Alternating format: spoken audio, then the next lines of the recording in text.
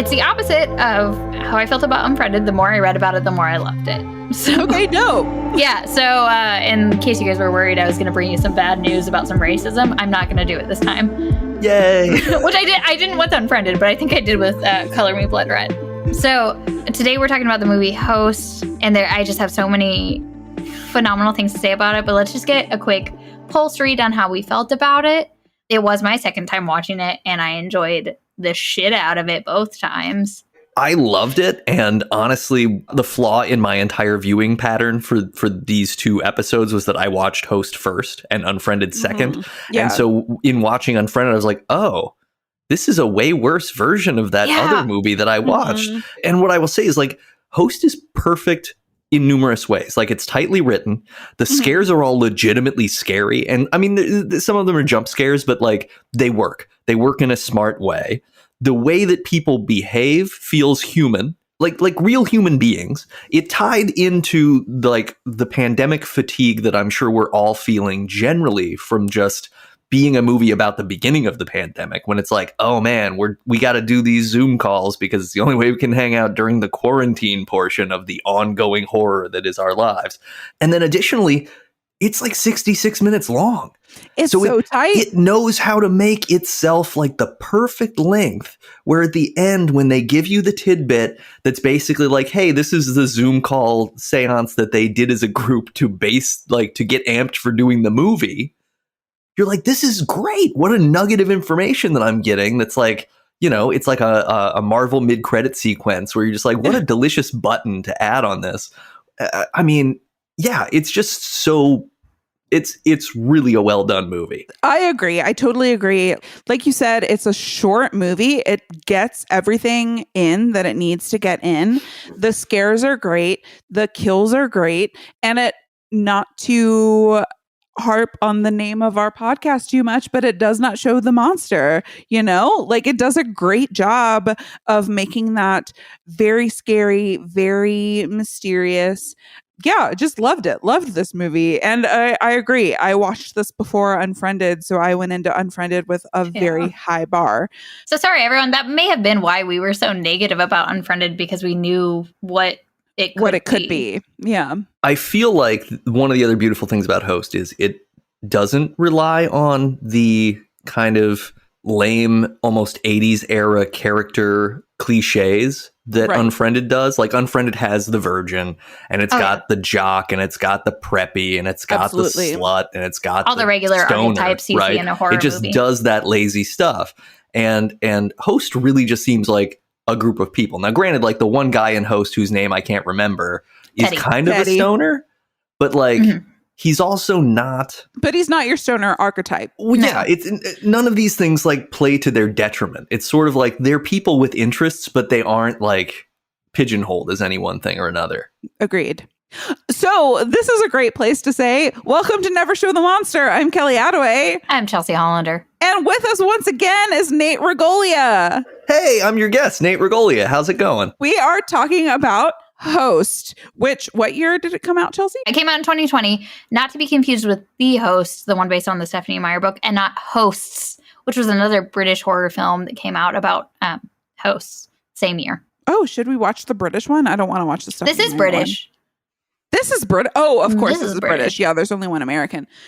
But what did you mentioned another British one? I watched the trailer for it. It doesn't look that exciting. I don't know if we need to watch it. We might watch it in the future, but it doesn't fit this series. So I'm in The Host.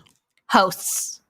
Plural. The Host is the one written by Stephanie Meyer. Hosts is the one that came out the same year. I think it came out a couple months apart. What is Hosts about? Is it just about the actual servers that host the host? It doesn't have a double meaning like it does in this one. It is just about two people that are hosts to what I think are demons, but angels or something. There's a quote in it, and I'm not really sure what it is. Angels are equally as scary as demons. And technically, angels are fallen angels. Demons are fallen angels. Angels are fallen angels. No, demons are fallen angels, right? Something like that. Yeah. Although I think that you can be a demon without having been an angel. Yeah, it's like not all rectangles are squares, but all squares are rectangles. Gotcha. Yeah. I have a Nate movie idea based on hosts that we can also make. Since we're making Unfollowed, we can make hosts as a movie about two competing late night television hosts who are each possessed by demons who have beef with each other from hell. So it's like a very sort of postmodern stage play kind of movie. But like Good Omens, but but they're just going to get like progressively grosser because like the monologues are just going to eventually be like one of them ripping their own arm off and like beating the band leader to death with it. Like I'd see that movie. Can you imagine if that just aired on like NBC? Well, they'd have to be on different networks. Otherwise, they wouldn't be competing. I don't know. Yeah, it would just be like if Fallon and Kimmel ABC, were just completely. Yeah. Like what would happen? Would they cut the feed? Would imagine the news media. What brings in the money, man? What brings in the money? Right. You don't cut the feed if you're getting the money. You don't cut the feed. It can be a powerful commentary on the ways that producers protect stars who bring money to the network, regardless of what awful things they do. Hashtag Matt Lauer, hashtag every man who's ever been. I just feel like the three of us are like a think tank and Hollywood needs to pay us. Yeah, why they haven't tapped us yet, I don't know. You can tweet at us. At No Show Monster. Find us on Twitter. Okay, Nate, we need to send you some stickers for the pod. Oh yeah, I'd love that because your logo is really, that art is awesome. Isn't it? It's really great. It's really Ryan great. Tate art. You can find him on Instagram. Yeah, is he in the other room? Ryan. Yeah, he's working on your 13th depository right now. Oh, right on. Yeah, no, it's super cool. I love that. So I love that because it's like, it's cartoony, but it's also, it has a sinisterness to it that really kind of portrays the podcast. The way our eyes are like vacant. Dead? Yeah, you look like you've watched Unfriended recently. Oh my God. I love it. I love our art so much. So if you want stickers of our show art, DM us on Twitter at noshowmonster or email us at noshowmonster@gmail.com and we will send you some stickers for free. Yes. So let's get into the movie. Before we get into the movie, I have more stuff to say about it. I'm so sorry. All right, go on. So this is the first feature film directed by the director, who's Rob Savage. He was a writer as well, with Gemma Hurley and Jed Shepard. Oh, there's a character named Gemma. Is it the same person? No, it is not. However, no, it's gonna get way cooler. You guys get on the edge of your seats because this is my favorite. This is my favorite beginning to a movie that I have ever heard. I'm ready. So this was actually just a prank he played on his friends, and he recorded it, and then it went viral, and then a bunch of studios reached out to him. Wait, sorry. What was a prank that he played on his friends? So it's a 2-minute prank. It's on Twitter. You can find it at I think it's at Director Rob Savage, at DIR Rob Savage. But I wouldn't watch it. But he just had a regular Zoom call, doing a regular movie night or regular hangout with friends, beginning of the pandemic. And were they doing a seance or? No. Just regular fucking hangout. Super regular hangout. And he was just like, oh, I hear he just moved into a new apartment. So Kelly, you could do this to us right now. And he was just like, I hear footsteps. Oh, the lights just flickered.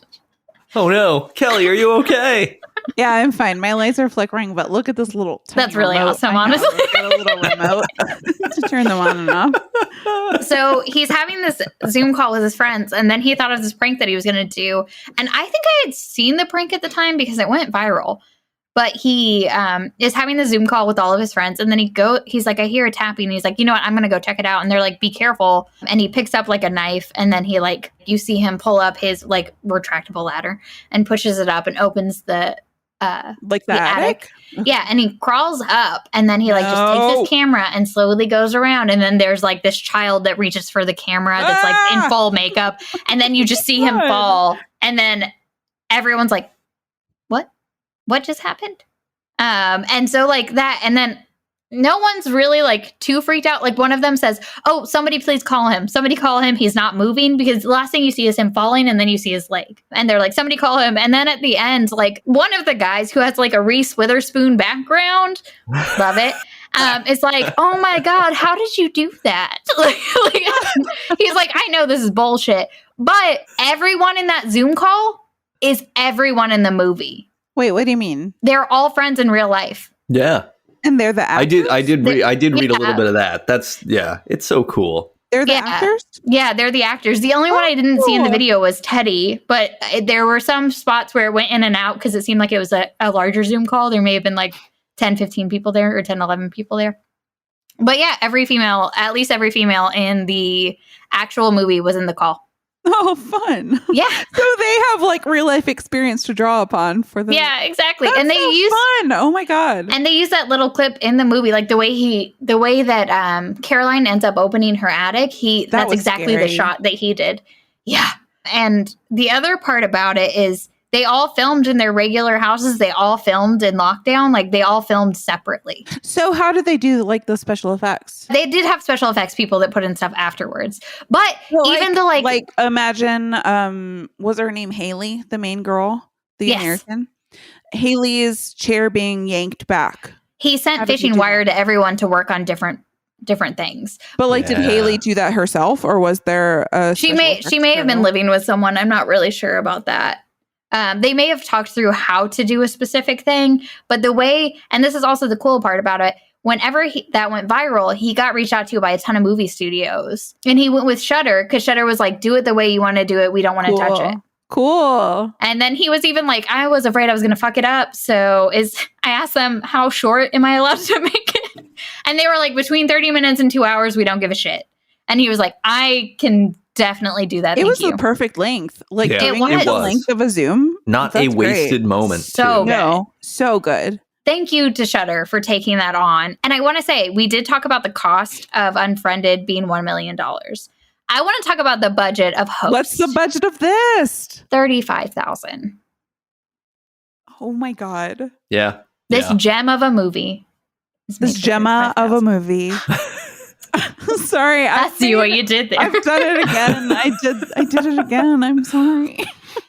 Now, granted, you didn't mention, because I read this also, Haley actually did have a roommate who did the special I didn't know effects that. That was a ghost. Oh, Actual ghost. Yeah. So they saved a lot of money by having an actual ghost on the team. Perfect. Yeah. But I did read that I know that we're saying they didn't show the monster, but they did show little flickers of certain things happening. Yeah, what was so beautiful is they showed aspects of the premise that they revealed early on, right? Yes. Yeah. So the idea of it. Yeah. Because should we just talk about how the movie goes? Let's give like a recap. So the movie starts with Haley bumming around her house. She's waiting for her friends to join a Zoom. She's coordinating a seance, a virtual seance with her friends and this woman with whom she has done real life seances before. And as the seance begins, both Haley and the woman running the seance are very clear, like, you need to respect the spirits. Mm-hmm. Don't be dickheads. Respect what we're doing here. I don't care if you believe in it. I don't care if you don't believe in it. Like, you need to respect what we're doing here. But Gemma fakes experiencing like a pressure on her neck. She's like, the pressure on my neck is unbearable. I'm getting the name Jack. There was a boy, Jack, who carried me when I fell and cracked my head open, and he later killed himself. So she is fabricating this whole story. Yeah. And we later learn that when you fabricate a story like that in a seance, you're opening a door to anything that might want to enter your reality. And that's what happens in the movie. And they can use the lie you made up as a mask. Exactly. To present itself exactly. in the real world, in the living world. And so we see a lot of imagery of like someone hanging in the room. Like, her story is pervasive through the movie. Yeah. Now, we forgot the beautiful construction of this film. It's 60 minutes. When Haley is walking around her apartment just to set up the Zoom to go in, she has an ironing board that does not want to stay in the hallway closet. No, and it pops right out, and that scared the living shit out of me.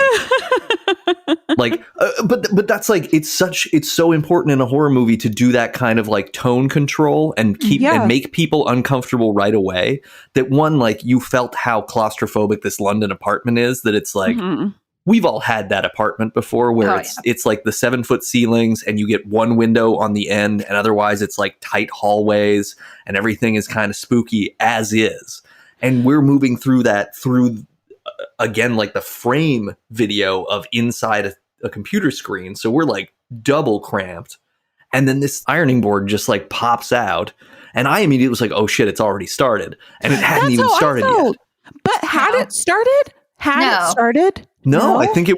I didn't jump the second time. It was a callback. Yeah. Yeah. I was going to say, I didn't jump. Ooh, sorry. Another thing I read that almost every one of they foreshadowed most of the deaths. Okay, I want to get into that. But before we get into that, I want to finish talking about this ironing board. I felt like, so I've seen this movie twice now, and both times I was like, these thuds are really convenient. Like there's a lot of noise, and then she goes down the hallway, and then the ironing board falls out. Do you think it's possible that in one of her earlier seances with this broad, that something is attached to her and just found the convenience in Gemma's story to make itself known? It sounds like she was respectful of the other seances, though, and she was with people that continue to be respectful. But I don't believe that being respectful is enough to keep a demon from bothering you. But she shouldn't have brought over a demon. Demons can only come over if you create a mask. But it doesn't sound like previously, when she had done it before, she had ever created a mask. I don't think that is true. I like that Kelly is implying that it's an dramatic irony board that falls out of the closet. Okay, I've made enough bad jokes that Nate is allowed one. I'm just saying. But no, it did. It seemed too intentional, and especially because the exact same stuff falls out in the exact same way later. Right. Like when it seems like it's there. The two times I watched it, the first time I watched it, that scared the shit out of me. The second time I watched it had absolutely zero effect on me because I knew because you knew it was happening. It didn't scare me either time. I'm just like thinking about it. I don't know, maybe. I don't know. Let's get into it, I guess. I think if nothing else, it implies that like the environment is not under your control even when you think it is, which is kind of like what the pandemic is anyway, right? Like the idea that you have any semblance of control over the world around you is to assume that you could reach out and touch the spirit world and have some control over that too. And you absolutely cannot. We have zero control over what happens to us. And isn't that the scariest thing of all? Yeah. Don't bring a Ouija board into your house. We talked about it on a previous episode. Nate, have you ever brought a Ouija board into your house? I have never had one. I had a friend who had one, and we had used it a couple of times at like parties. So you've used one? You've used one? Yeah. It never did anything that I know of. Yeah, well, no, exactly. Concerning. You know, certainly not in the dramatic ways that it could. But like, I don't know. Like, I don't know. I think a lot of these things can be positive omens too. It just sort of. Okay. I do think that there is generally like a respect issue, because I won't take anything, like any arcane thing, and turn it and try to use it a different way than it's supposed to be used for. No. Because for a little while I like, because my wife and I are both into like tarot, right? And for a little while I was like, oh, it would be cool to take a deck and like make it into a poster and put it on the wall. But it's like, no, that's not what it's for. And it would feel weird to have it there, because it shouldn't be like that. And not to say that like tarot and contacting spirits is the same thing, because it certainly is not. But I just don't, whether or not I fully believe in it being a real thing, I don't think it should be fucked with either. I think it's just better safe than sorry. That's absolutely how Chelsea and I feel. We've discussed it on the podcast before, but you have brought up a different layer than I have considered. So I have a wooden piece of art.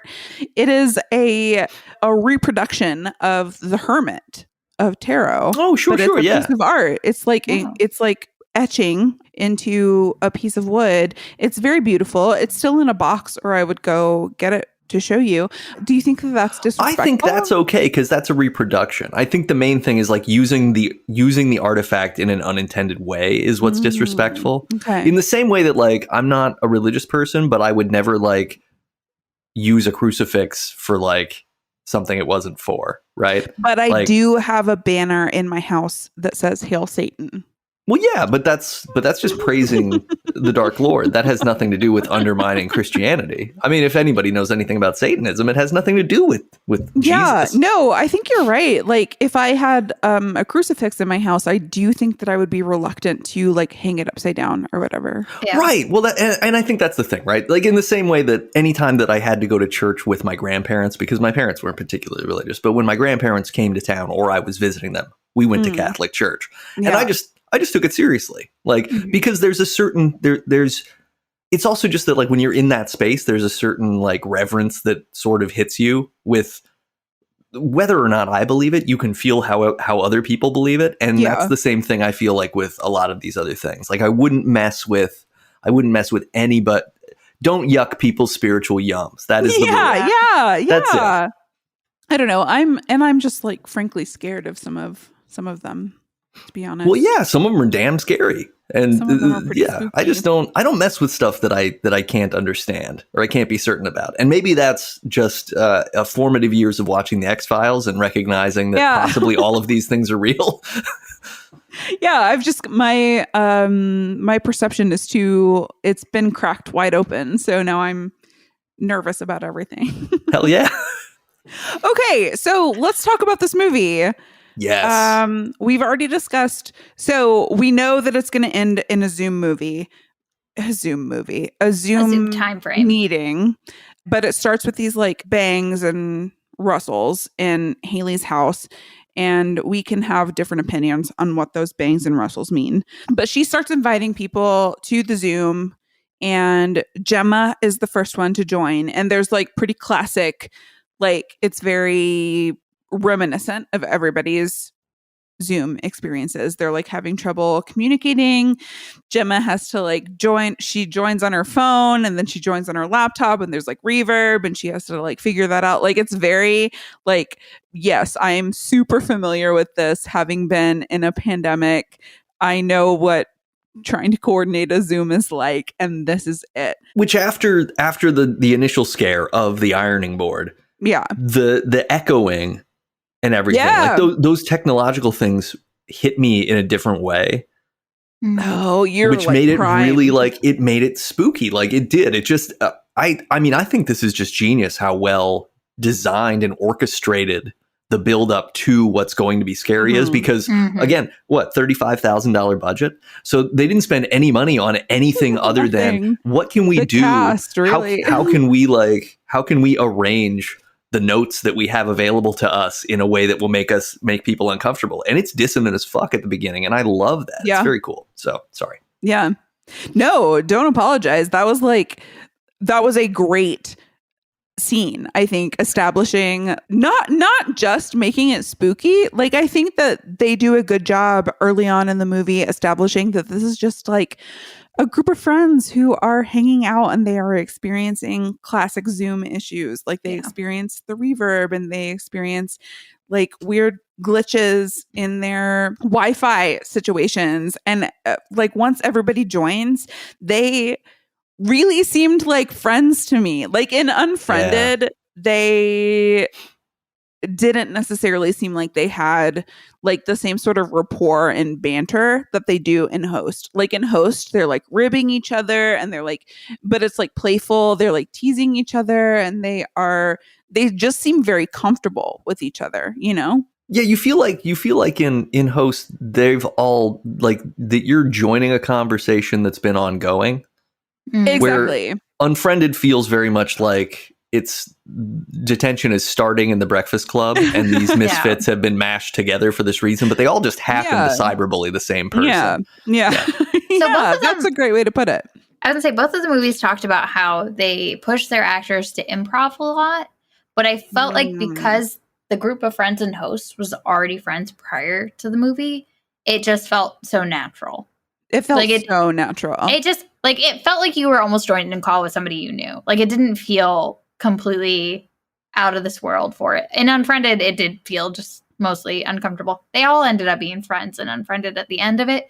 But at the beginning, you didn't have that kind of chemistry, really. But this one, amazing chemistry. Chemistry right out of the box. Even in the beginning, when Radina joins and her boyfriend is like in the background making noise and she makes him leave to like, she's like, go to the back room or whatever. Like, while Radina walks away, all of the other characters like talk shit about her boyfriend. And I have a couple things to say about that. One, did she just mute her mic and left the speaker on? Exactly yes, that was my main concern. Was I was like, they can hear this. Exactly that. I was like, just because she's muted doesn't mean that you are. She can hear everything you're saying. I was like, she didn't have headphones on before. I don't know. No, she for sure didn't. Like, they can hear everything you're saying. Not just her, but him. Like, they can both hear you. But number two, this felt, I don't know. I have had a bunch of friends with shitty boyfriends about whom I have talked shit with our friends. like this just felt so authentic to be like, this motherfucker, you know? like this just felt so true to life. This was a very believable scene. And that's true with the introduction of Teddy as well, being like, oh yeah, that's how, what was her name? Jenna? They were like, that's how Jenna is, or Jessa. I can't remember the name of the character. But his girlfriend, they were like, oh yeah, of course, all the pictures he had with her. Like, the conversation almost sounded verbatim like a conversation I'd had previously with somebody. It was very much like this girl he's with sucks dicks, specifically Teddy's dick, I guess. but like broadly speaking also. What was her name? I don't remember. She sucked, and like they were just talking shit about her like as she joined Jenny. It was Jenny. Her name was Jenny. Everyone's name is their actual name. Every name in the movie is the actual name. I noticed that. I did at least see that in the IMDb. Which is also, I think, a reference to Blair Witch. Oh, were they the same names in Blair Witch? Yeah, because they didn't change their names either, which is why so many people thought it was a real thing. So Teddy joins the Zoom, and all the gals are already in the Zoom, and like Gemma is being a little shit. Do we need to talk about the amount of people? Because we talked about Radina and we talked about Gemma. Let's talk about them. So Radina is there and Emma. We have Gemma and Emma, so two different people. I did not realize her name was Emma. Yeah, Gemma's has glasses and has glasses, doesn't take anything serious. And I have Emma, blonde eyes, and cover. Blonde eyes. Blonde eyes mask. Cover. But she is the cover of the film. So what you see with the blanket and eyes, it's her. Under the sheets. Yeah, okay. So Emma is Blondo. And then Radina is the one with the boyfriend. And then we have Caroline, who has a father. And you meet her father right at the beginning. And the background. Yeah, Caroline has the video background. She has the video background. Of her going to her drawer. Yeah. And then we have Teddy. Mm-hmm. And then we have Teddy. And Teddy lives in a mansion. Some sort of whatever. What's that band with all the banjos? Mumford and Sons. He lives in like a Mumford and Sons barn mansion with his girlfriend because they're like by a pool, right? They're by a pool. Having gin and tonics. Is that what? Yeah, he's like fancy. They tease him about it for being so fancy. Yeah. Teddy joins, and Teddy is a little punk. Teddy makes me want to shake him. He's such a little potty mouth. They're like, oh, you've got a man bun, and he's like, yeah, I call it a twat knot. It's a twat knot. So this fancy mansion that he's living in is his girlfriend's parents' house, and he's like, the hardest part of living here is trying not to get cunted. He just drops the word cunted. Well, I mean, it's British, so they use that word a lot more than we're allowed to. I'm going to be totally honest. I love the word cunted. I love to say cunt. I love to call people a cock when they're being a dick. Like, totally get it. But when you're just casually watching a movie and somebody is like, I'm trying not to get cunted, you're like, oh. So post being, I know we talked about me being a police dispatcher in the last episode. I then worked for a British company right after that. Oh, that's right. Yeah, I remember hearing that somebody kept using cunt, and then I was like, and then I like the first time I had a visceral reaction, but then after a while, you're like, oh, okay, this is just how you do. This is just how you be and how you live, and this is just a regular word that you use every day. Okay, I have to get used to this, and I have to be calm about it. So when he said it, I was like, oh, chill. He's definitely British. Well, then I just had to look it up because I didn't know what the ed suffix meant, and it just means getting fucked up. So, speaking of British slang, I just want to point out that in this movie, it is an American ruining everybody's life. What? It's Because she Haley. decided to have the seance? Haley wanted to do the seance. No, it was Gemma. That is not Haley's fault for wanting to respectfully talk to the spirits. Okay. Gemma was a bitch. Gemma was a bitch, respectfully. This is an interesting line of questioning, though, because we can say that, hey, the British have sort of, even if they're not really actively facing some of their colonial errors, they know not to poke at them. And Americans just love poking at all the bullshit that we do wrong, which Gemma would be who like, pokes. well, yeah, but I mean, but the act of like doing a seance is a poking. Like if you just literally let sleeping dogs lie. Yeah. But instead it's like, hey, why don't we just spend an hour engaging with stuff that's beyond our control? That's a really good point. And that brings in the two, or at least two of the other characters. Emma and Caroline are both very, very apprehensive of doing the seance. Yes, especially and they're Caroline. like, I don't like it. I don't want to do it.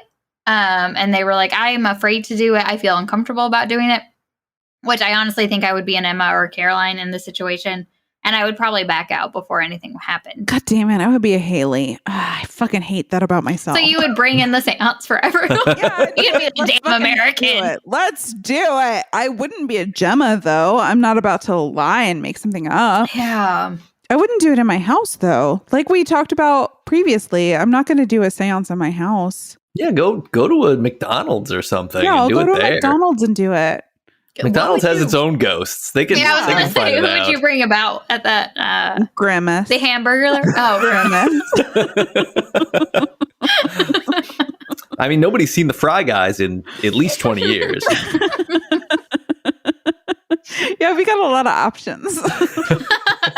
Just Mayor not doing one in my McCheese? house. I'm not doing one in my home. I'm pretty sure Mayor McCheese had some sort of awful scandal and for did himself in too. So that's going to be an upset ghost. So we can bring him. We can bring him. Most mayors do. You're right. We just have to tell the story accurately. Salen is the name of the woman running the seance. And her background in the movie is creepy. Is it? Like Doesn't she just do the background in the background, her physical background. Oh, but she's Irish. She just lives in an old house. Have you been to the UK? Everything's She lives bricks. in like a stone house. Everything is stone houses. Let's go to the UK. All three of us. We're going to the UK whenever this pandemic ends. It's not going to end. I'm sorry. This is one of those lies that I'm telling. It's true. But yes, we should all go. And yeah, but this one has like, there's a weird altar statue behind her or some sort of like it was a stove. press. Oh, was it a stove? Oh, Is that all it was? It was just like a wood burning stove. It probably was just a wood burning stove. That's fair. Know. There was something. It did though. It looked. It did sinister. look dark, and they did make comments about it looking creepy. It was a spooky hallway, and then she, yeah. And they start seancing, and she lays out the rules. And she's like, "Don't suck." She basically is like, straight up, don't suck. Don't suck. Don't be shitty. Those be are nice clear to the ghosts. rules. We're here. We're gonna talk to some basically she's giving you the like, you're going into the zoo. Do not climb in the lion cage. Yeah, don't do it. Yeah. You can look, but please do not do stupid shit while you're here. And then Gemma immediately. Not immediately. First, it's Haley who's like, I felt something. Oh, Here. you're right. In this area. Because something spooky is happening in Haley's house. Something spooky is happening in Haley's The ironing house. board ghost is like, hey. Shit, you're right. Exactly. Oh the my ironing God, board you're ghost right. is spookying. So but it could be. It's probably not malevolent spirit. It's probably like warning her, like, don't fuck with this shit tonight. It's probably just a sweater that she burned on accident one time. And it's like, hey, I'm here for you. I will always warm your shoulders, even though you put an iron-shaped hole in my beautiful cashmere body. Don't know, but something spooky is happening in Haley's house, and she is not respecting that. So let's talk about who's not respecting what. Huh? Well, what if the spooky thing was just trying to warn her? Because that, and to your point, exactly to your point, I even thought during that scene, how has that not fallen before this? Like, how did it all of a sudden just... Exactly. Yeah. Maybe it was something that did care about, because she had her own item, because everyone brought an item to it. Yeah. An item What to was contact the Haley's person item? they want. I don't know. Everyone just kind of held them up. You didn't really have a good backstory. Maybe that we'll get it in the prequel or sequel.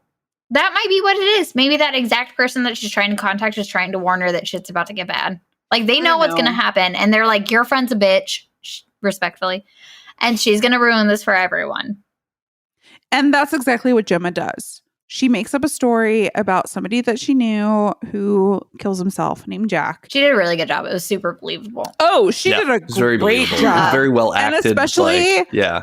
Like when Salyn leaves and she's like still crying, and then she opens her hands in like jazz hands.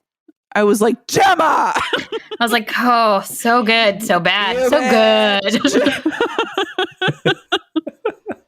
Great But then- job. And right after that, whenever Haley was pissed off, that was a good interaction. That was the expected interaction between two friends that Yes. were fucking pissed at each other. Exactly. Like this whole group, the whole time, they legitimately seem like they are good friends.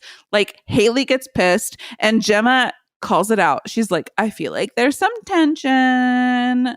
Let's deal with it. And Haley is like, shut the fuck up. And then everyone's like, oh, calm down, calm down. It's fine, it's fine. Everyone tries to play mediator at the same time, but everyone Yes. just sounds terrible. It's very realistic. Oh, yeah. It's Yeah. super True to life. accurate. It's Very way better true to than, life. in Unfriended, where everybody's just like, no, I hate everyone also. Everyone's Right. just yelling There's- over each other. There's no point to trying to resolve any of this. We're all teens. Okay, everyone is in the seance. The seance is happening. Gemma's just done some shitty shit. Yeah. Mhm. And Haley and Gemma are fighting. And when Haley and Gemma are fighting, Haley's chair gets pulled back with Oh, yeah. Haley in it. She gets yanked back from the screen. And that's like a stop everything moment. Like everybody is like, what the fuck?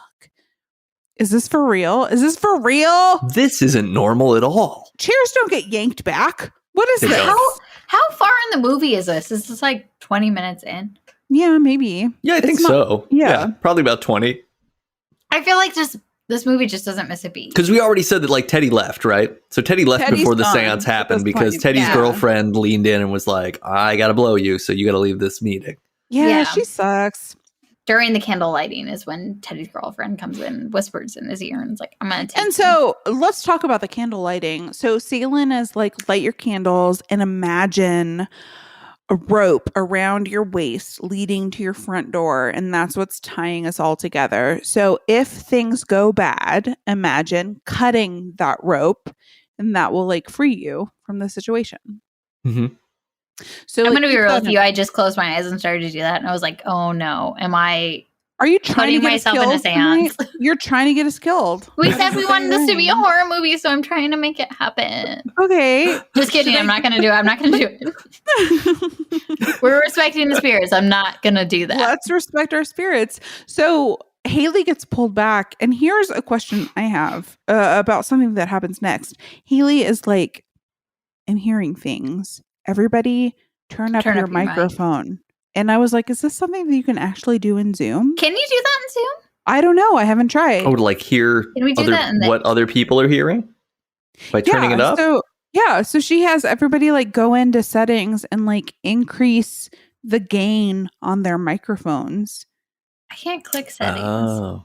We're not in Zoom. I know, but doesn't mean I don't want to test it out on other applications. I know. I think at least that on a was- Mac you have to do it like in system preferences and turn up the gain on. But are you turning up the gain on your own microphone, or is Yeah. she turning up the gain on hers, and everybody else is just turning up the volume to hear what she's turning So up the she gain wanted on? everybody to turn up the gain on their microphone so we could hear crazy noises in there. Mine looks to be all the way up and I can't touch it. So, okay. So my next note in this movie is Wait, is this a Tulpa movie? I was gonna say that. I was gonna say, is this a Tulpa? Yes, let's talk Because about it's based tulpas! on what they project into it. Exactly. They dreamed it. They imagined the bad guy. Nate, do you know what a tulpa is? Well, this is, I think, your Harry Dean Morgan episode about the witch investigation that he goes to. Jeffrey Dean Morgan. Oh, yeah, that's right. What did I say? No. Harry Dean Morgan? You said Harry. I'm confusing Harry Dean Stanton with Jeffrey Dean Morgan. So that Jeffrey Dean Morgan movie, it's an artifact that is somehow trapping or standing in for the existence of a thing, right? So like they've the unholy. I think you're right. I think you're spot on. Yeah. So this is a character that they have somehow created out of mutual belief. Because they all believe Gemma's story. Yeah. That she told very convincingly. At least long enough to conjure something to fill that role. I feel like that would be a perfect moment for Salen to bring up tulpas and be like, if you put belief into it. But if they stopped believing it, would it go away? Yeah, I think that if they stopped believing it, would have gone away. Because I think that this is a Tulpa movie. I think that if they had just stopped giving it power, they would have been fine. Well, and the implication is that if they imagine cutting that tether, right? Yeah. But then they do that later in the movie. Like unless Salen, well, yeah, I guess they do. I guess they all decide to cut the tether later. To that point, is it hard to cut the tether for Tulpa if you have had an experience with it? So you have made it real and you have justified it in your mind. Yeah, maybe. Yeah, like if you've already brought it into your reality. You've literally seen too much. You've seen too much. Can you no longer cut yourself out of it? But it got cut off when Salen said it. Maybe she had more information to it. And that was what like Haley was like, this is what we need to do. This is what we need to do. But maybe there was a different path. Yeah. Or whenever you allow a demonic presence. Yeah, maybe she was going to say, you have to cut the rope with these special seance scissors that I am going to email to each of you now. Oh, never mind. Sorry, I got a delivery and now my internet's out. She's the Kenny. She's like, download this. Yeah, and you will know. Please, you guys need this Trojan. $100. Get it. But that's how it's like. The way it is established early on is that if something gets scary, you should be able to cut yourself out of it, but they can't. It's too scary. It's too scary. It's too real. It's too scary. So if we go into it, the first person that starts to have problems is Caroline, who originally seemed Caroline. She was probably the sweetest of all of the ones who had joined. So spooky noises are happening in her house, and she goes out and she shouts for her father, who does not respond. Yeah. But the noises seem to be coming from upstairs rather than down. So she opens up her attic, which is like the scariest attic. It's like, it's your classic, like open from the ceiling ladder style attic. And she starts to go up there, and then kudos to her is like, no. So she goes and gets like a camera, and she gets a selfie stick. And so she sticks the selfie stick up into the attic, and it's like normal attic, normal attic, normal attic, feet dangling from the rafters, normal attic, normal attic. And Caroline doesn't see it, but everybody's like, go back, go back, go back. What was that? So Caroline comes down the stairs, and everybody's like, what the fuck did we just see? Yeah.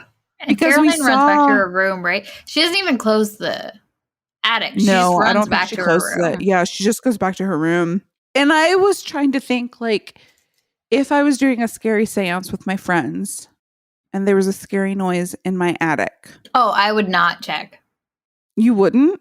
No, I would immediately close my laptop. Yeah. And then I would go to a church. Okay. Nate, what would you do? I kind of, this is the thing that sucks, is that there's the part of me that would check. Yeah. But then there's also the, like, I know better than to check some things. Like, it's just like, there's no point in looking. I would I would do the selfie stick thing. Yeah. And I would see I would see whatever I could see. And then I would probably just leave because the thing that always gets me about all horror movies is that my sense of safety is fairly tenuous anyway. Like if I suddenly felt like, my home literally is not safe to be in, I wouldn't want to be in it. I wouldn't feel comfortable like, oh, well, I'll just hunker down in the smallest room in the tiniest corner of this house. It would be like, no, this is a terrible idea. I'm better off standing in the middle of the street out front of my house, because at least then there's like a lot of space to run. Yeah. It's just that getting enclosed upon sort of energy that gets extra bad. I agree that if I got to the point that I was like, my house is scary to be in, I would leave it. I agree that I wouldn't like hide in a corner or whatever. Like my main mission would be to get out of the house. But if I was just on a Zoom call with friends and there are like noises upstairs, I'm not sure. I think I might look. I mean, that was the original prank, is to go up to the attic and check what's going on. But even if you do, there was a time in high school, junior high, it might have been junior high, I was talking to somebody on AIM, and then I heard noises in my wall. I lived in an apartment, but I heard noises in my wall, like scampering around. And I remember typing to someone, what the fuck is in my wall? Something is making sounds. I don't know what's happening. I don't know. It went away, but I tried to follow it and I tried to figure it out. So maybe in the end I would try to investigate it. Yeah, it sounds like you're curious. Actual situation, I did end up trying to figure it out. To that point, Kelly, would that be like for ghost hunters? Like, we'd want to debunk it. I would. Yeah, you're right. That's you're a good right. point. That's I a would good want to point. debunk it. I'd want to be like, it's not anything. There have been many times that I've heard something when I'm in bed that has woken me up. I get up and I go look.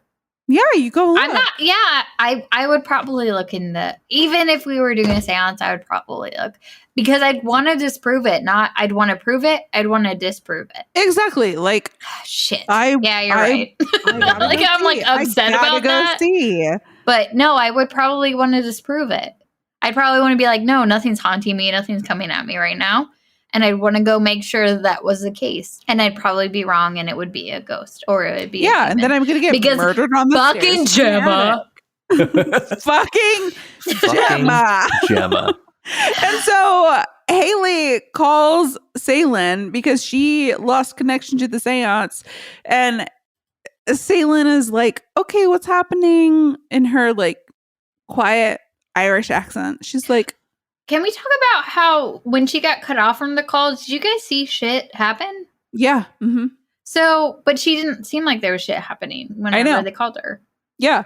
And especially, so I watched this movie twice and I remembered crazy shit happening to her in the background. And it just never comes up in the movie. Maybe it was nothing. Maybe it was absolutely nothing. But it looks like somebody enters her house, right? I think it's like it tried to, but because she got disconnected, it couldn't get there, right? Because it's sort of implied that, like, because nothing happens to Teddy until Teddy reconnects to the call. Teddy reconnects. Shit, you're right. So there's this hub that's happening with the specific Zoom call. Yeah. As well. You're right. You're absolutely right. Yeah. So she disconnects and she's fine. They call her back and Salen is like, everything is cool, right? And Gemma ultimately has to confess that she made up seeing Jack. But I also really like this scene because I think Haley first begins by saying that Caroline is very afraid. Mm-hmm. And she wants you to walk her through how to get through it. Yeah. And then she says, okay, well, I think it's probably Jack. Gemma, do you want to talk more about Jack? Yeah. And then Haley's like, yeah, Gemma, you want to talk more about Jack, please? Yeah, Gemma. And then Gemma just does like a face palm in that moment. And then Haley's like, she made it up. She fucking made it up. She's a bitch. I got this respectfully. But she made it up. Not respectfully. Not respectfully. Disrespectfully. But she made it up. And I'm not into that. And that's when we get the explanation from Salen that the entire thing is about if you conjure something or if you tell a story that's untrue, you allow a mask for something to pass through from the other realm. It could be a benevolent spirit that just comes through and is nothing. And she's like, let's hope that's what it is. And she's like, but like what else could it be if it were like something? And she's like, oh, it could be a demon. Just like a demon could come through and like do shit. Just low key a demon. Just casually a demon. It might be a demon. Yeah. Gemma, a bitch. Not respectful. Not I don't know. respectfully. I'm in the middle. I don't know. I would call anybody a bitch in that situation, regardless Gemma, of I gender. don't mean bitch like, oh, women are bitches. I mean bitch like you bitch. So I mean it respectfully, but Disrespectfully. Also I mean, you made this bad for everyone. You made this bad for everyone. Oh, we didn't talk about how everyone was like, hey, whenever they mentioned the astral plane, can I take a shot? Oh, yeah. Yeah. So they kept talking about stuff like that. But I was like, oh, does somebody actually want to contact a pet? That's really cute. But then I was like, are they just saying it because they want her to say astral plane? They just wanted to, yeah. But I mean, if you want to contact a pet, that's pretty cute. Yeah. That would When be my sweet. cat dies, I will do a seance to reach him. I'll be there. I'll be there for it. You'll be there, and I can tell you what he'll do. He'll go. "Mrrr." He'll put his He'll little make ghostly face against the wall. Yeah, he'll make a little sound like he's a fax machine. "Mrrr." Aw. So we're at the part where Saylin's like, hey, you fucked up real bad. Y'all done fucked up. This could be a demon. This could be a This is demon. most likely a demon. And What then did you guys her internet do? cuts out again. Yeah, her Like, pretty internet- much immediately? She has, like, good internet. Is she? So her accent was Irish. Is she? I think it was Irish. I think thought it she's was Irish. Irish. Her Yeah. house is Yeah. made of stone. The internet can't be good. Irish. The Yeah, Wi-Fi yeah, for connection sure. cannot be.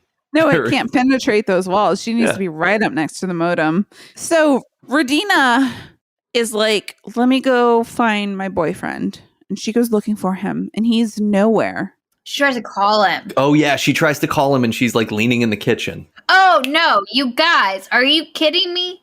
Oh. Did you see the scene when she's just fucking rocking through stuff? What? No, did no one see this? She's just walking, and then his legs are hanging.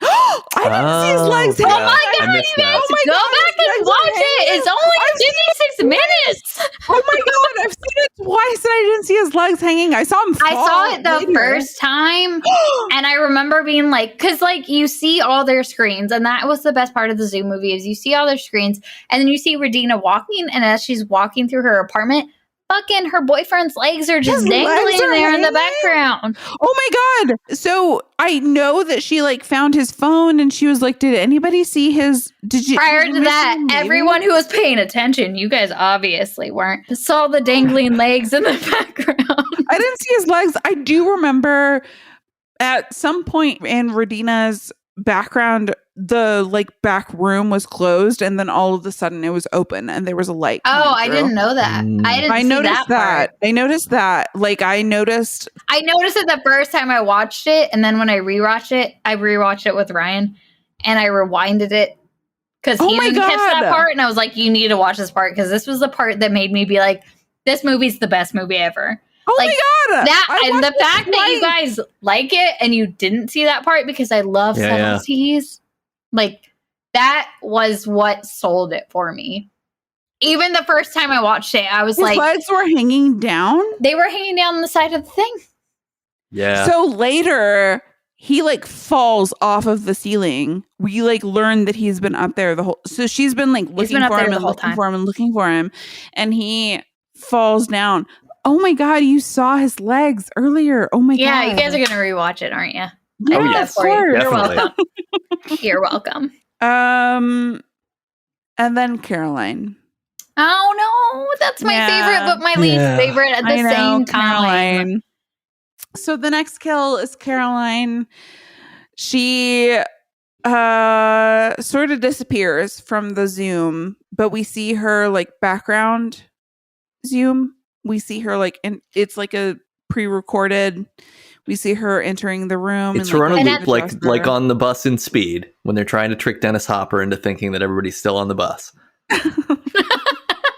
People 40 and over will get that joke. So next is Caroline, and it's rough. And this is like that scene with Kenny in Unfriended.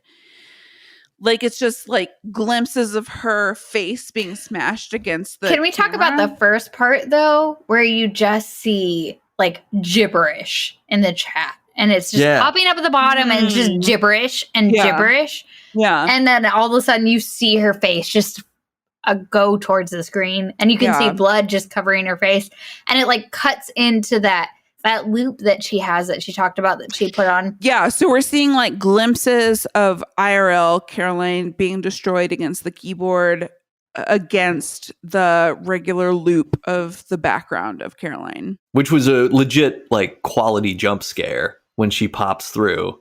And it's also just like, it is so brutal because when I realized what the gibberish, because at first I thought the gibberish was like, oh, the ghost is like typing gibberish. And then suddenly it was like, oh no. No. Like her she's being pulled just beyond the range of the zoom camera so that you can't see the violence being done to her until she gets brought closer. And it's so horrible. Because just awful. Ugh. This is like the worst part of the movie, I think. I agree. This was probably my most emotional kill and my favorite kill of the entire movie because of the fact that Caroline is probably the most innocent of all of them. Yeah. And her death, even though it was the first, we don't know if she's dead, but we know that she's fucked. Like, we know it's bad. Yeah. But I know we had talked about previously how it was like some of the deaths harken back, like foreshadowing. She had a face mask on that went like this. Oh, yeah. So whenever she got beat, like blood. That's where the blood was? Oh, my God. Oh, sorry. Like this. When I say like this T-zone, of course, ladies, you get what I'm saying. You got to keep that droid T-zone. But like her face gets battered against the keyboard and it is covered in blood in the T-zone. Oh, I didn't even notice that. That is very cool. That is very smart. And then up next is Emma. So scary things start happening to Emma. I also think that her scene is one of the best, even horror movie scenes I've ever seen, with how, like, something you can't see. So her scene is great, right? Because she, at the beginning of the movie, she's doing like Snapchat filters on her camera. And then we see her doing a filter on an empty room, but the face locks onto something.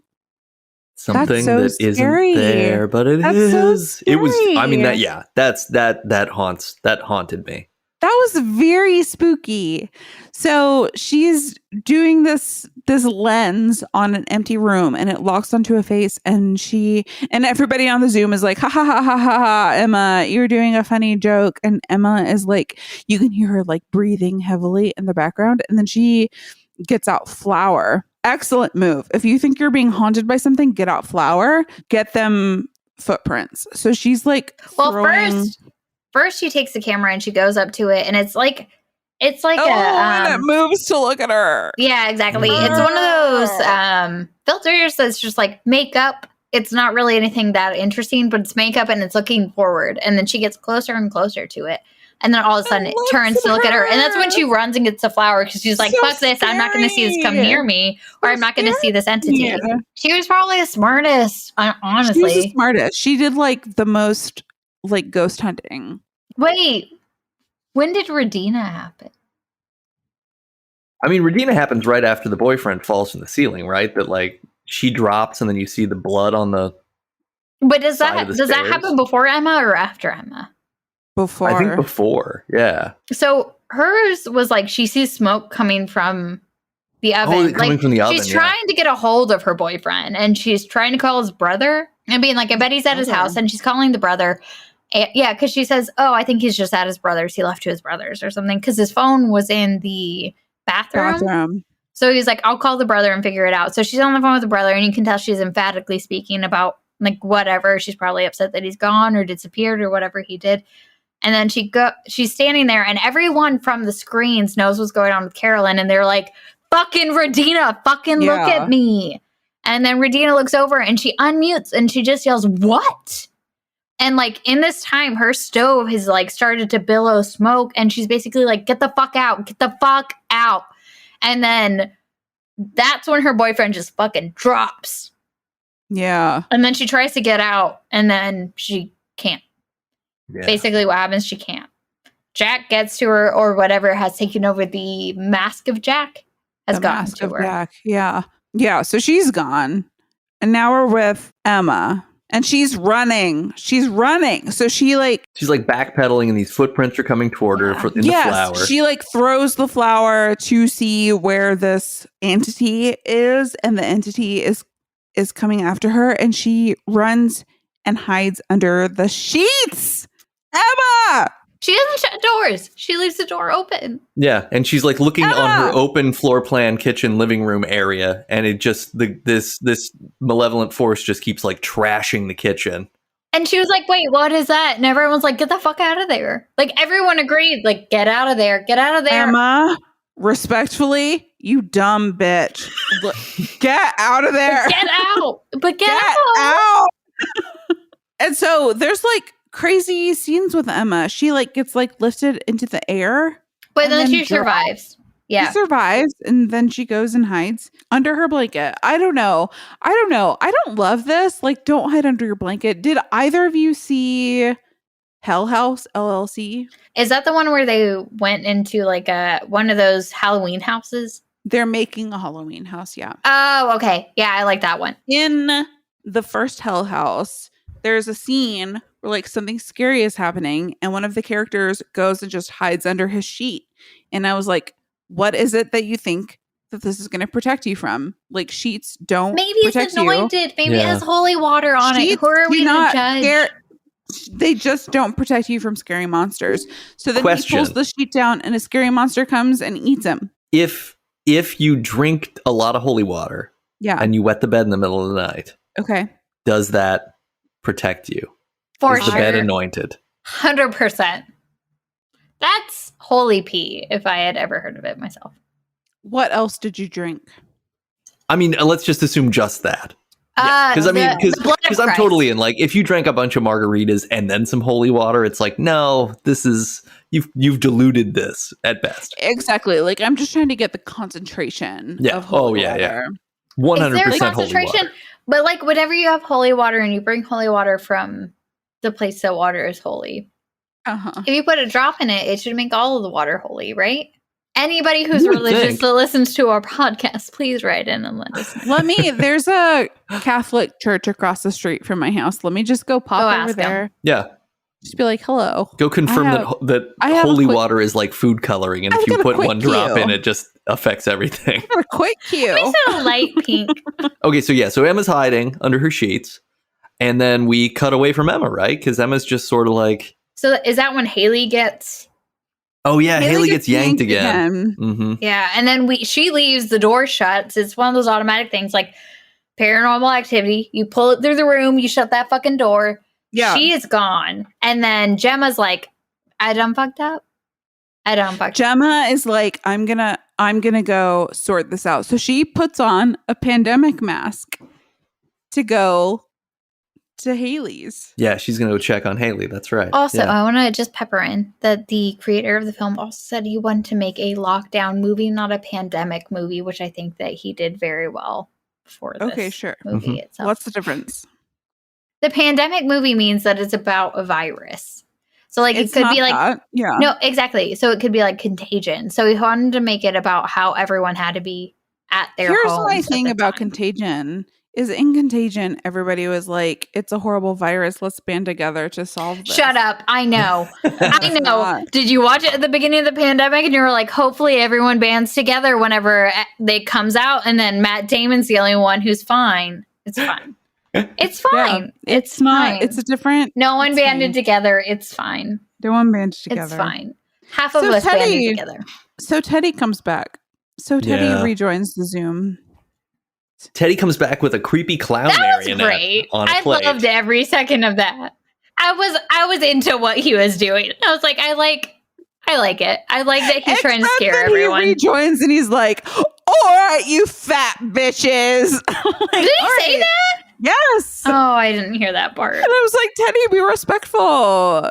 People are dying. And then it's just Emma. It's just Emma. And she's like, she's back. Do you know what he says to her? Did you catch this? No, what did he say? He goes, all right, you look attractive. Oh. Fuck off, Teddy. But Oh, she was Teddy. dying. She was like, get out. She said, get out. Yes, she said, get out, leave, get out of the house. And then we see his like shitty girlfriend being lifted up spooky style above the pool and like strangled and deathed. And then he is running away. He's like trying to hide, and he gets murdered also. Well, Yeah, he because the does. power goes out there too, right? Like the power goes out, and then he gets up and he's like, "Oh, this happens all the time with these old houses." So he goes to turn the power back on, and then he sees the girlfriend getting strangled. Yeah. And then he's like running to the Ginny. barn, and then he gets like knocked down. And the fire starts. So he's using like a lighter to light his way in the barn. Yeah. And I was like, put that out. But this is the first instance of never show the monster. What do you mean? He saw the monster. He saw the monster? Yeah, when he was looking. Did we watch the same movie, you guys? You look so incredulous when I say these things. He goes to the barn and he's like, sup? And he starts to look around, and then in the area, there's like a little thing crouched down. And then it's like, you guys, come on. I'm making a very convincing face. That was. I mean, I'm scared. I'm terrified. This, I guess. But it's like crouched down in a little like box position, and it's just like it is probably just like a person painted. They're like painted in all black, and they have like their hair is crazy, and they're just like, I'm sure they have contacts or something. So when we were talking about the story and how the guy who did all of the monster scenes or did any of the things where they did show the monster, it was the same guy every time, and they said that they had to make every part that he was shown in look similar because, once again, no one shot in the same place. So even when they showed the monster, it wasn't in the same place, which I thought was crazy but there is a part where there's like a crouched guy just like he makes almost a square. Like if you could put him in a box, he would be in a box. Oh my God. But it's just, it's literally very quick. It's like 1 second. It like pans around and Teddy sees it, and then like I don't know what happens. He's like looking at his totem. Teddy like passes out. His creepy music box is sitting on the floor on the ground from his brother. Yeah, he had talked about when he was younger, his brother would put it in some place, and there was some animosity. It was really creepy. There was a lot of negativity towards the box, and he said his brother would use the box to pick on him, basically. Yeah. So when he finds it in this barn, he's like, what the shit? Yes. And at the beginning of the movie, when he shows his thing and he pulls it open, he has a vape pen and he's like, yeah. And then he blows smoke all around it. And then he lights himself on. He gets lit on fire. Exactly. So you do get foreshadowing for a lot of the deaths that you don't consider. This movie is perfect. It's a really good movie. It's a really good movie. So good. Yeah. I hope that everyone who listens to this has watched it beforehand, but go fucking watch it. Yeah. Go you actually fucking watch it. Give them as much money as possible. It's so quick. Go watch it. Yeah. So Teddy dies, and then we're down to it's really just Gemma going over to Haley's house. Before that, it's just Emma. And Emma. So that's right, because we just see Emma, and Emma just gets scared out of the window, right? Emma gets scared out of the window. No, but the part before the window is gold. So she gets out of her blanket. She is under that sheet. She is freaked the fuck out. She is standing in her doorway, and she's like, I can feel it. Shit's getting bad. Yeah. Grabs the blanket. Smart girl. Love her. So scary. Throws it, and that shit makes a person. Yeah. It's so scary. So she jumps out the window to get away from this nobody person. But does not make it. But thank you, laptop, for landing in a good position for us to see the death happen. Thank you for the Zoom content. Now it's just Gemma looking for Haley, right? But now it's no longer Gemma's computer. It's Haley's computer that we're paying attention to. Yes. So Gemma comes in through the window that she was throwing stones at the beginning of the movie. And she's like got her pandemic mask on. Like, this is such a crazy scene because Gemma joins and she's like protecting herself from this virus, but there's like this much bigger evil at play here. So she's like going through Haley's house and she finds Haley, and they have this moment. They have this brief moment where Gemma finds Haley and they see each other and they like go to hug, but they are hesitant because it's a pandemic, and so they just do the elbow bump. I loved that part so much. I did too, and they it's like such a good detail that it kept it a little bit light, and they were like, they have a moment of laughter where it's like, this is so funny. Like, we are so close and this crazy thing is happening, but we have to just like elbow bump like this. What was that thump? That was me. I'm sorry. I moved my I know I moved my keyboard. But I did want to say I did want to say right before this though, whenever Gemma comes into Haley's house, the Jack, I'm gonna call him Jack. I'm gonna call the unknown entity Jack. He bonks her. He hits her on the head with a glass thing, but she's also like, I'm gonna just rest here, and then other shit happens. She's like, I'm gonna get up now. Yeah. I was like, bitch, could you have gotten up earlier? Is that like you were waiting for something to signal you? She's been bonked in the head. She's gotta recover from the bonk in the head. Recover from the bonk. Before being bonked, she like gets into Haley's house and sees the computer and like sees that like Emma's gone. Teddy is joined the call, but he's gone. Mm-hmm. She rejoins the call and realizes that everybody is gone except her. Yeah. So she's like, I'm in Haley's house. At most, it's me and Haley left. If so she goes, if that. So she has to like go into Haley's house, not knowing if she's gonna find Haley. But then she finds her and elbow bumps her, which is the perfect greeting. Yeah. And then they are like trying to get out of the apartment, and they are using Haley's Polaroid. They're taking pictures with the Polaroid, with the flash of the Polaroid. Oh my God, we didn't say at the beginning. That was the first instance of a scare, right? Whenever she took pictures of the Polaroid, she was like, I heard something in the back room. And she sees something. She's like, she took the picture and you saw the body hanging in the corner. She's like, it looked at me. So she sees something with the Polaroid. So now we're trying to get out of the apartment using that same Polaroid. And it's a great reference to Rear Window, the Hitchcock movie, where they use the flash bulb. Jimmy Stewart uses the flash bulb to deal with the murderer. Okay. I mean, it doesn't necessarily work out the same way, but it's a cool reference.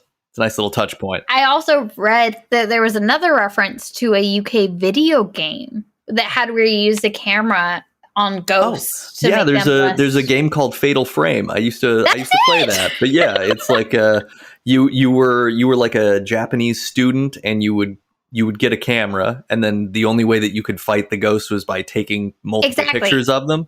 And it I never finished playing that game. That's so how someone else interpreted it. I don't know if that's the exact interpretation of the director and writer. He's the same guy, I guess. And then there were two other writers, but freaking great.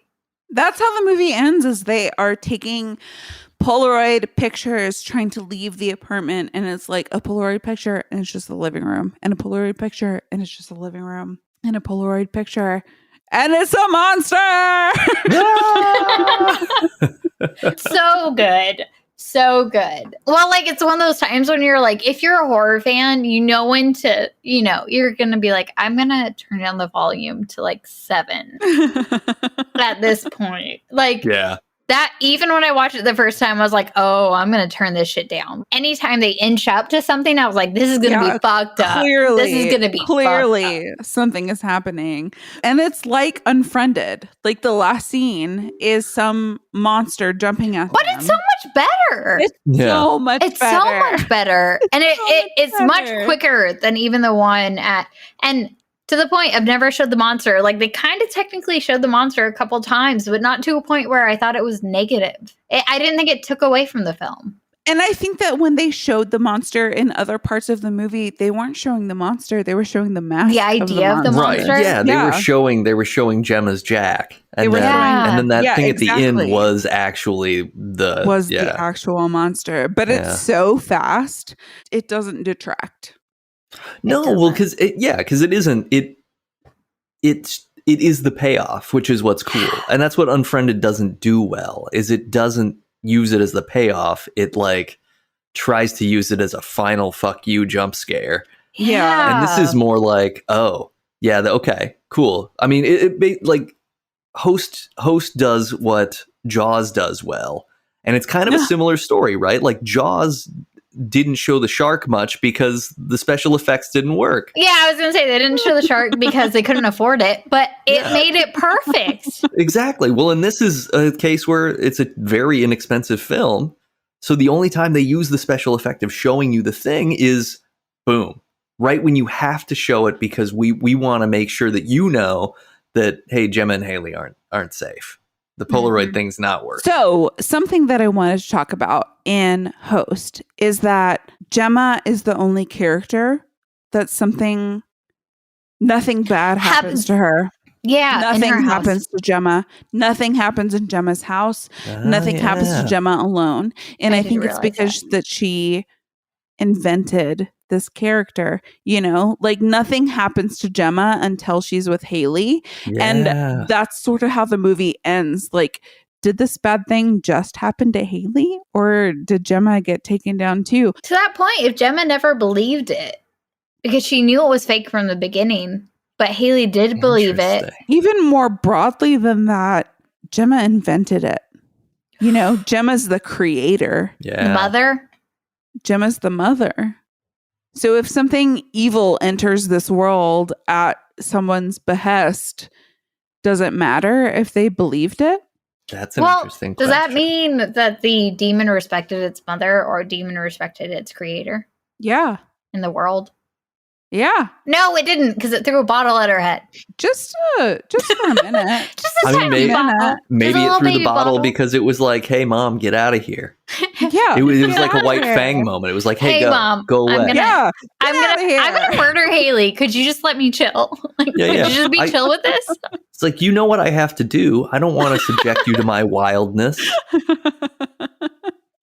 I don't know. I just thought that was an interesting idea that nothing bad happened to Gemma. That is really interesting. I didn't notice that nothing ever happened in her home whatsoever. Mm-hmm. And she had the most cluttered home. She had a bunch of items behind her at all times. I constantly looked at it because I was like, maybe there's an Easter egg. Maybe there's something. I was watching the backgrounds so much because I had seen this movie before. So I was watching the backgrounds like nonstop. It's so good. Yeah, Gemma never got impacted by it aside from visiting Haley. Could she have come out alive? Could she have survived? And did she? Oh my God, I love this movie so much. It really is. It's really it's insanely good. And what a disservice I did to myself to watch this one before I watched Unfriended. Shockingly good. Because it's just like, oh yeah, okay. This is far and away the better movie. The first time I watched it, I had no reason to watch it. I don't know why I watched it. I thought it was going to be a movie like Unfriended. I was like, I need a horror movie that I don't give a fuck about. But then it was so good. It was so good. And there was a part where I paused it and I remember saying, oh, my pulse is too high. I need to calm down for a bit. I thought about it and I was like, my pulse is really high. I'm going to need to take some breathing exercises before I come back to this. Oh, no. But I would say probably in my top 5 horror movies. And the fact that it came out during a pandemic. 5. Your top 5? I thought it was amazing. Maybe it was just perfect for the time that it was in. But it was so relatable to how I felt in that moment. And it brought it along that it wasn't about the pandemic. It wasn't about catching a disease. It was about the fact that you're isolated from other people. And it brought in the scariest thing. You're not safe no matter where you are. It is. It's even if you stay home. Yes, even if you stay home, even if you do all of these things, even if you separate yourself from the things that should be able to hurt you, there's something else. Exactly. There's no, even we were talking about, if you run out into the street, still could fucking stop you from running to the street or can kill you in the street. This is a thing that's no matter where you are, it's going to get you. It's going to get you. Yeah, it's the rhythm. It's gonna get you. The rhythm's gonna get you. The rhythm's gonna get you. Is that Gloria? I think so. Yeah. Yeah. Yeah, I mean, I would put this in like my top 10. I wouldn't necessarily put a top 5, but I do think like. But wait, did we get to we got to the end of? I think we got to the end. Yeah, we covered it, and we covered how, I mean, it's a beautiful movie. It's just a beautifully concise movie. Host is the best movie. Host and I just was a badass movie. It was so good. And I'm so glad you watched it. I was like, it's so good. Thanks for joining us. Hell yeah. This has been Never Show the Monster. I'm Kelly Attaway. And I'm Chelsea Hollander. And with us today has been Nate Ragolia. Nate.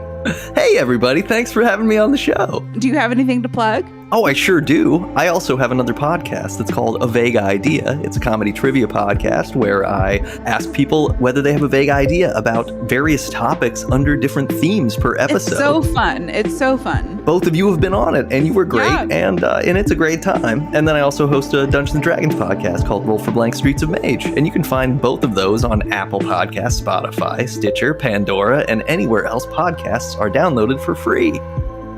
And if you want to find us other places, you can find us in the normal podcast downloady places, but you can also find us at No Show Monster on Twitter, and you can email us at noshowmonster@gmail.com, and we will send you, if you send us your address, we will send you stickers of our show art by Ryan Tate Art, who you can find on Instagram. So just shoot us a message or a DM and you will get those in the mail. Hell yeah. It's beautiful art. Get it, people. It's so cute. It's so cute. Join us next week for more internet horror movies. Don't download that attachment. It's got evil in it. This is an anti-phishing PSA. Don't download that attachment. Okay, we will see you next week. And goodbye. Bye-bye. Bye. Whoops, we forgot to mention what movie it is we'll be discussing next week, and it is #horror. You can find this for free on Plex, which is what I would recommend. I would not encourage you to pay for this movie. So we'll see you next week. Happy spookies.